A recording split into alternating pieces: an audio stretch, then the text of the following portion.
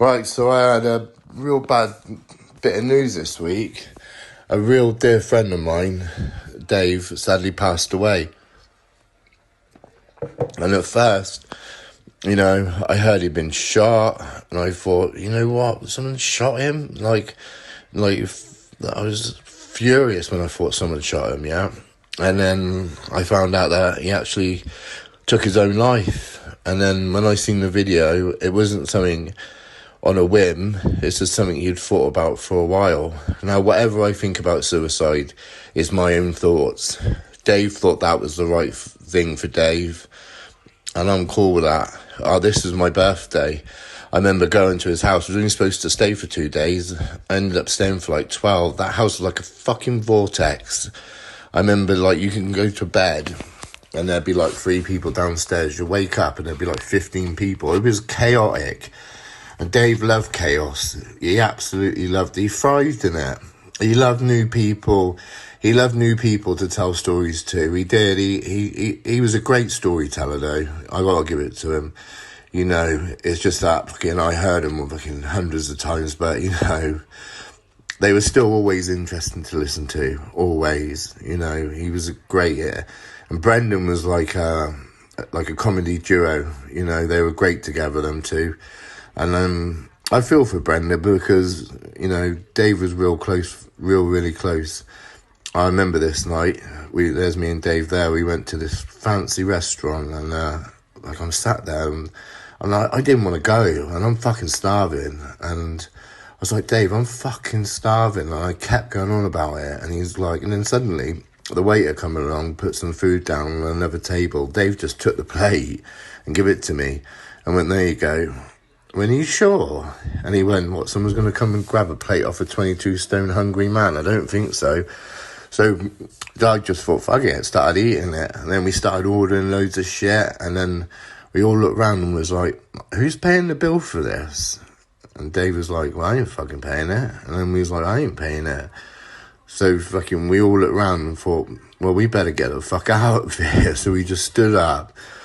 Pretending we were going somewhere and just slowly getting our coats, and we just got the fuck out of there. And what a laugh on the way home. What a laugh on the way home that was.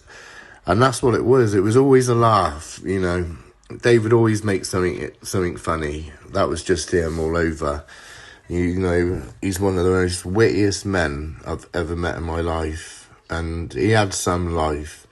And people going to throw mud at him, and people called him a grass, and do you really think I'd hang around with someone that was a grass? I spent 11 years in jail, I'm not proud of that, by the way. I remember one time I was telling someone the same story, and Dave came up to me and he was like, Tom, for someone that's so smart, yeah, it doesn't sound good when you told him it took 11 years for you to realise crime was shit.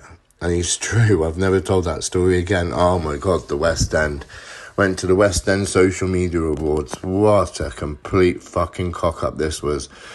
So we had no clue who anyone was. Absolutely no one. Oh, actually, that's a lie. There's old Tony Tucker that was in the Essex Boys, bumped into him. That's the only person we knew. And the guy that we were supposed to be looking after, he pulled up outside and he's like, boys, I've got enough champagne and sniff for all of us. And at that time I was training. Dave stopped drinking, and we were like, and Brendan doesn't really drink, so we were like, and you could tell this geezer was a complete fucking knob. And then we thought, fuck being around him, pissed. He already fucking pissed me off, actually, right? It's a funny story, this was, and I was fuming. And then Dave come up to me afterwards and was like, I'm so proud you didn't hit him. This is Tyson Fury and Wilder fight too. I'll tell you what, absolute atmosphere in Dave's, because Dave's nightclub at the bottom, he had a big TV, and he put boxing matches on, loads of people would turn up, and the atmosphere that night was incredible. It was, the roof could have come off. That's one of the best boxing matches I've ever been to, not just because Tyson won so easy, but the atmosphere. There's me meeting Freddy Foreman, and by then, the glamour of crime had I wasn't into that no more. I knew crime was, that it doesn't pay, there's no There's no guys that retire. You know, look at Freddy then. He spent a lot of time in jail. He's had a lot of money, but he ended up in a old people's home, you know. And think about how much money Freddy's made. Freddy run London, you know. And he's got some great stories to tell you. A great one. And the first one he would have told you, it's a shame he's dead, is about he was the first person to ever have a toilet inside his house, and their family was, before Hitler blew it up the next day. But he was a real gentleman, absolute real gentleman. And if you want to know anything about crime that doesn't pay, go and speak to Freddy, because I assure you it doesn't. There's me and Dave. I tell you what, Dave's a real sharp dresser. He always was, you know. Dave loves to dress up. Any excuse to dress up, he'll dress up. But you know, thinking about it now, he was my person I always went to.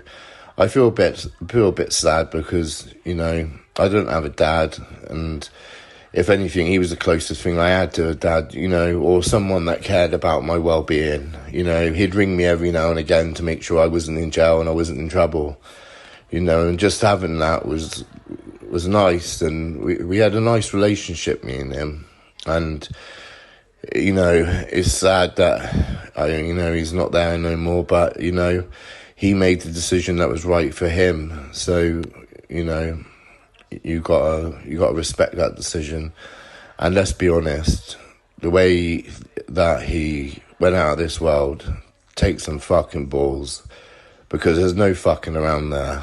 Do you know what I mean? You know, so he had planned this, and that was the night for him. And, you know, the legacy of Dave is that, you know, he turned crime into glamour, but he paid the price for that also. Dave was never into that. I miss you, mate. Right, that's it.